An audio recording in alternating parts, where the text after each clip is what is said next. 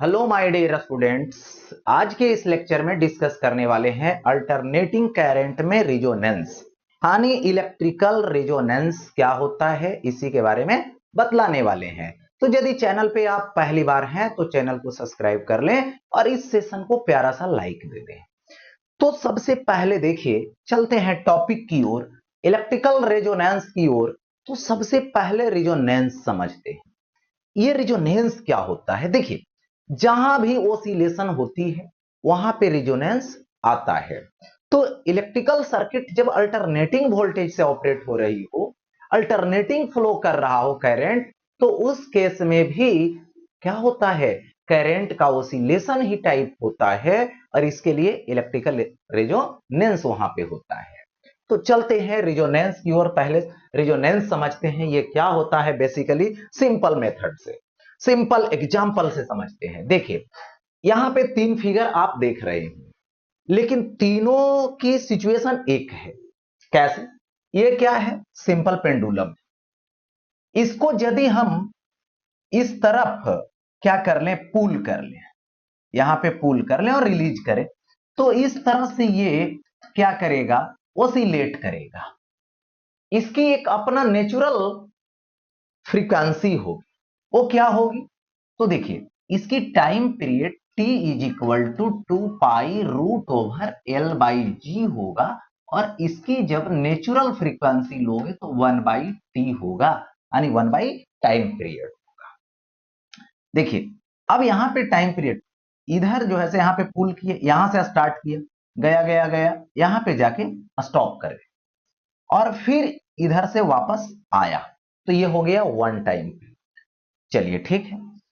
अब यहां पर उसी तरीके से इसमें भी, झूला में भी वही केस लगेगा। इसको भी एक तरफ पुल कर लिया जाए और यहां पे झूला को छोड़ दिया जाए इस तरह से ये भी ऑसिलेट करेगा। बट यहां पे एक जो है से एक्सटर्नल सोर्स के रूप में इसके फ्रेंड को लगा देते हैं ऑसिलेट करवाने के लिए। तो सपोज कीजिए, यहां पर झूला पे जो बैठी हुई है उसी का एक फ्रेंड यहां पे आ जाती है पीछे के तरफ। अब क्या होता है कि जिस तरह से इधर पुल करके रिलीज किए तो जाएगा, फिर वापस आएगा। तो जिस समय वापस ही आएगा उसी तरह से झूला भी यहां वापस आएगा, और जब ये जाना शुरू कर देगा तो ये क्या करेगा, पुश कर देगा, फिर जाएगा जिस तरह से ये जाएगा, फिर वापस आएगा, जाने लगेगा तो पुश कर देगा। मतलब इसका पुश करने का टाइम पीरियड और इसका ओसिलेशन का टाइम पीरियड दोनों आपस में क्या है, सेम है। यानी दैट मीन्स दोनों की फ्रीक्वेंसी सेम है। ठीक है। अब क्या होगा कि इस तरह से पुश किया जाएगा तो देखना कि ये जो है से ज्यादा हाइट तक जाएगा, यानी सिस्टम के अकॉर्डिंग देखा जाए तो एनर्जी ज्यादा स्टोर होगी, हाइट ज्यादा अटेंड करेगा। तो यही क्या है, रिजोनेंस है। और वही यदि इस जो है से पुश करने की जो फ्रीक्वेंसी है, यानी टाइम जो पीरियड है उसको चेंज कर देगा, तो क्या होगा, ये जो है से सपोर्ट जो है से सिस्टम नहीं कर पाएगा और उतना हाइट तक फिर जा नहीं पाएगा। हो सकता है कि जब पुश करने जाएगा और फ्रीक्वेंसी मैच नहीं करेगा तो वापस इसको चोट भी लग सकता है पुश करने वाले को। ऐसा करके आप देख सकते हैं। अब क्या है कि इसकी नेचुरल फ्रीक्वेंसी और इस जो है से पुश करने की फ्रीक्वेंसी, एक प्रकार का सोर्स बना, इसकी फ्रीक्वेंसी सेम हो जाएगी, वही रिजोनेंस होगा। अब देखिए, यदि इसके नेचुरल फ्रीक्वेंसी को कम से ओसिलेट करवाना हो, तो देखो कम फ्रीक्वेंसी से ओसिलेट करवाना हो तो झूला को पकड़ करके झूलाया जाता है। ठीक है, ये चीजें होती है। तो इसी तरीके से कुछ पढ़ना है इलेक्ट्रिकल रिजोनेंस। अब आते हैं रिजोनेंस पर।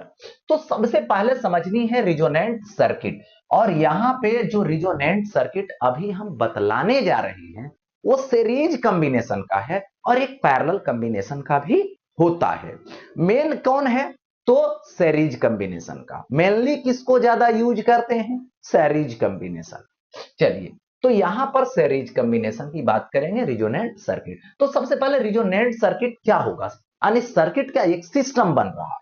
तो देखिए होगा क्या कि जो सर्किट बना उसकी फ्रीक्वेंसी और सोर्स की फ्रीक्वेंसी यदि मैच कर जाए, यदि इक्वल हो जाए, तो वही क्या है, रिजोनेंट सर्किट है। तो यहां पर वही बोला गया, when the natural frequency of circuit is equal to frequency of the applied voltage, then the circuit is called resonant circuit. अब यहां पे देखिए, ये सर्किट में ये तीनों चीज आया है, तो इसकी जो नेचुरल फ्रीक्वेंसी होगी और इस अप्लाई जो किया जा रहा है वोल्टेज, इसकी जो फ्रीक्वेंसी होगी, वो यदि दोनों इक्वल हो जाएगी तो क्या होगा, रेजोनेंट सर्किट माना जाएगा। और उस समय सर्किट की एनर्जी ज्यादा होगी, सर्किट में करंट ज्यादा होगी, यही चीज को शो करेगा।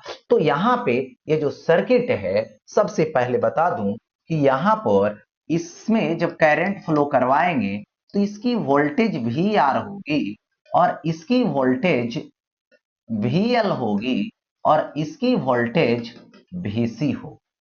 और ये जो तीनों एलिमेंट है जिसको LCR सर्किट बोल रहे हैं, इसकी जो इंपीडेंस होगा यानी टोटल रेसिस्टेंस होगा, वो Z is equal to root over R square plus XL minus XC का होल स्क्वायर हो गया ऐसा। अब XL जो है ये क्या है, ओमेगा L है। ओमेगा क्या है, इसका एंगुलर फ्रीक्वेंसी है और इसी को लिख सकता हूं 2 पाई f इंटू एल, और XC is equal to 1 by omega C, that means 2 pi into FC, ऐसा होगी। अब देखिए होता क्या है कि जिस समय Z मिनिमम होगा उस समय करंट क्या होगा, मैक्सिमम होगा इसमें। तो ये मिनिमम कब होगा, तो देखिए XL और XC यहां पर इसकी जो फ्रीक्वेंसी है वो हम चेंज कर सकते हैं। तो फ्रीक्वेंसी के अकॉर्डिंग जरा देखें तो XL माइनस XC है। अब देखिए XL ओमेगा पे डिपेंड है, XC भी ओमेगा पे डिपेंड है, यानी दोनों में एक ऐसा टर्म है जो कॉमन है, ओमेगा ओमेगा। चलिए ठीक, अब ओमेगा यदि स्मॉल होगा, ठीक है, उस पर बात करते हैं। तो यहां पर ओमेगा क्या है, स्मॉल है, तो XC लार्ज होगा, बट ओमेगा स्मॉल है तो XL स्मॉल हो। तो ओमेगा स्मॉल है तो XL स्मॉल है और XC क्या है, ग्रेटर है, लार्ज है, ऐसे। अब देखिए ओमेगा को इंक्रीज करेंगे तो XL इंक्रीज करेगा, बट XC क्या करेगा, डिक्रीज करेगा, इन्वर्सली है। तो ओमेगा को इंक्रीज करते जाएंगे, इस तरह से दोनों होगा, XC डाउन होगा, XL अप होगा, इंक्रीज करेगा। दोनों एक ऐसी फ्रीक्वेंसी आएगी, ओमेगा की एक ऐसी वैल्यू आएगी जो दोनों आपस में क्या हो जाएगी, इक्वल हो जाएगी। और जब XL XC इक्वल हो जाएगा तो ये क्या हो जाएगा, जीरो हो जाएगा और Z का मिनिमम वैल्यू R हो जाएगा। तो यहां पर Z की मिनिमम वैल्यू कब मिलेगी, है ना, यहां पर if XL is equal to XC होगा उस समय, उस टाइम पे, ठीक है। और ये जो आएगा Z मिनिमम होगी, R होगी, बट I मैक्स होगी, और ये क्या आएगा, E बाई R आएगा, यानी E बाई Z मिनिमम मतलब E बाई R हो जाएगा। और इसी समय क्या होगी, ये जो है से मैक्सिमम दे रहा है, मतलब इसी समय इन दोनों की फ्रीक्वेंसी आपस में इक्वल हो जाएगी और सर्किट रिजोनेंट हो जाएगा। अब उसको फाइंड करेंगे कि कितना फ्रीक्वेंसी होगी, जो रिजोनेंस फ्रीक्वेंसी के नेम से जाना जाएगा, और सर्किट इलेक्ट्रिकल रिजोनेंस हो जाएगा। चलते हैं आगे की ओर। तो मैक्सिमम सिचुएशन तो मिल गया, इंपीडेंस मिनिमम, करंट मैक्सिमम। चलते हैं आगे, देखिए तो सबसे पहले यहां पे Z की वैल्यू क्या होगी, तो Z जो होगा वो मिनिमम होगा एक टाइम पे जाके, एक हाँ फ्रीक्वेंसी पे जाके। तो Z की ग्राफ इस तरह से ऐसे आएगी और यहां पर एक फ्रीक्वेंसी होगी, एंगुलर फ्रीक्वेंसी, जिसको रेजोनेंट फ्रीक्वेंसी बोला जाएगा, और इस समय जेड की वैल्यू मिनिमम होगी जो आर होगी। अब करंट का अगर आप खींचोगे तो इस ओमेगा आर के टाइम ये क्या होगा, मैक्स होगा। तो इस तरह से ग्राफ जाएगी, इस तरह से ग्राफ ये जाएगी और ऐसे आएगी, यहां पे मैक्स होगा। और ये यदि रेसिस्टेंस आ रहा है तब सो होगा। अब यदि रेसिस्टेंस को डबल कर दो, बढ़ा देंगे यदि, तो मैक्सिमम वैल्यू डिक्रीज कर जाएगा। आर को जीरो कर देंगे तो इंक्रीज कर जाएगा और फिर डिक्रीज कर, ऐसा। तो ये चीजें होती है। तो यहां पर एक ग्राफ से रिलेटेड हो गई। और इसमें फेजर डायग्राम में ये शो करेगा कि ये जो वी आर है और इधर आई, इधर क्या होगी 90 डिग्री पे, इधर VC होगा और इधर क्या होगा VL होगा। VL मतलब IXL, VC मतलब IXC। XC और XL इक्वल हो जाएगा तो VL और VC इक्वल हो जाएगा, और दोनों की अपोजिट कंडीशन है तो ये दोनों आपस में क्या हो जाएंगे, बैलेंस हो जाएंगे, जीरो हो जाएंगे। और सर्किट में वोल्टेज VR होगी और करंट I होगी, जिसमें फेज डिफरेंस 0 डिग्री का होगा। यानी इस केस में वोल्टेज और करंट सेम फेज में होगा। ओके, चलते हैं आगे की। अब आते हैं रिजोनेंट फ्रीक्वेंसी।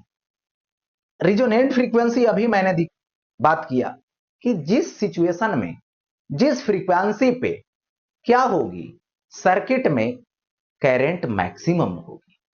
अब देखिए यहां पे the frequency of alternating voltage for which the current flowing in LCR circuit is maximum is called the resonant frequency of the circuit। तो यहां पे कौन सा सिचुएशन आया, एक सेल आया, एक सी के इक्वल होगा, और इस समय एक सेल मतलब omega L is equal to 1 by omega C. हो गया ऐसा।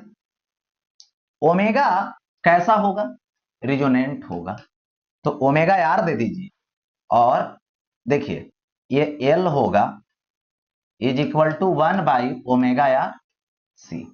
इधर आ जाएगा तो ओमेगा आर का स्क्वायर, यानी रिजोनेंट कंडीशन में रिजोनेंस एंगुलर फ्रीक्वेंसी है ये, और 1 by root over L C. तो स्क्वायर हटाएंगे तो ये आ जाएगा यहां पे 1 by root over L C. ठीक है, यानी यही कोई भी LCR सर्किट हो, सीरीज में अटैच हो, उसकी रिजोनेंस फ्रीक्वेंसी, एंगुलर फ्रीक्वेंसी इतना निकालिए, और इतना ही फ्रीक्वेंसी का यदि वोल्टेज अप्लाई करेंगे तो current that means maximum, current that means maximum, इतना ही वोल्ट, इतना ही जो है एंगुलर फ्रीक्वेंसी वाला वोल्टेज अप्लाई करनी।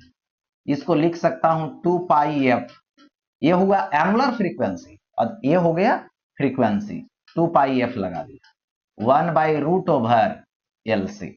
सो F R is equal to 1 by 2 pi root over L C. ये क्या हुआ, रिजोनेंस, रिजोनेंस एंगुलर फ्रीक्वेंसी। और ये क्या हुआ, रेजोनेंस फ्रीक्वेंसी RF। हो गया ये। अब देखो यहां पे अब आगे बढ़ता हूं। अब एक टॉपिक आता है जिसका वोल्टेज मैग्निफिकेशन, जिसको एम्पलीफिकेशन, मैग्निफिकेशन को एम्पलीफिकेशन भी बोला जाता है।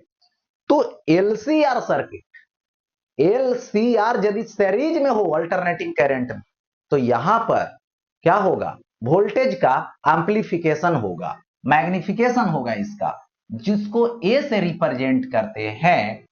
और यहां पर इसकी वैल्यू होती है VL बाई VR का रेशियो है, या तो VC बाई VR का रेशियो है। जब इसको सॉल्व करेंगे यानी VL that means I omega L और बाई IR, या तो इसको लिखेंगे VC मतलब IXC यानी I into 1 by omega C by I R. अब यहां से आई आई कट जाएगा तो ये is equal to omega L by R लीजिए, या तो 1/ओमेगा सी आर लीजिए। यही फॉर्मूला है इसका। और इसकी जो वैल्यू होगी ए की, वो ग्रेटर देन 1 आएगा सर्किट में, यानी वोल्टेज एम्प्लीफिकेशन या तो वोल्टेज मैग्निफिकेशन की वैल्यू 1 से ग्रेटर होती है। ये रेशियो है। अब देखिए सीरीज रिजोनेंट सर्किट में होता क्या है। सबसे पहले the inductive resonance and capacitive reactance of this circuit are equal to each other, यानी XL is equal to XC. यही तो मैंने प्रूफ किया।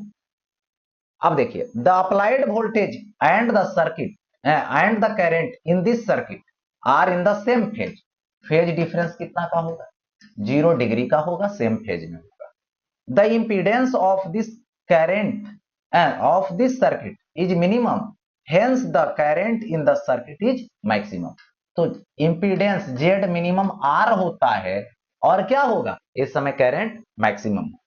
द रिजोनेंट फ्रीक्वेंसी, ठीक है, is independent of the ohmic resistance of the circuit, यानी F R is equal to, मैंने दे रखा है, प्रूफ कर रखा है, 1/2 पाई रूट ओवर एल सी। इसमें रेसिस्टेंस कहीं भी नहीं आ रहा। Voltage amplification occurs in this circuit. इसमें क्या होता है? वोल्टेज का एम्प्लीफिकेशन होता है। चलते हैं आगे की ओर। एक जो है से स्टेप है पैरेलल रिजोनेंट सर्किट। अब देखो पैरेलल रिजोनेंट सर्किट ऐसे बना, R L R C R, इधर से करंट आएगा इसमें, तो इधर के तरफ जाएगा I1 और सपोज कर दीजिए इधर I2।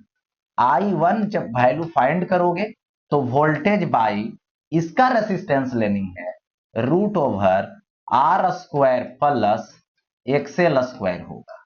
अब इसमें I2 लेंगे तो E बाई वोल्टेज बाई इसका रेसिस्टेंस लेना है, तो R square plus XC square इसका लेना।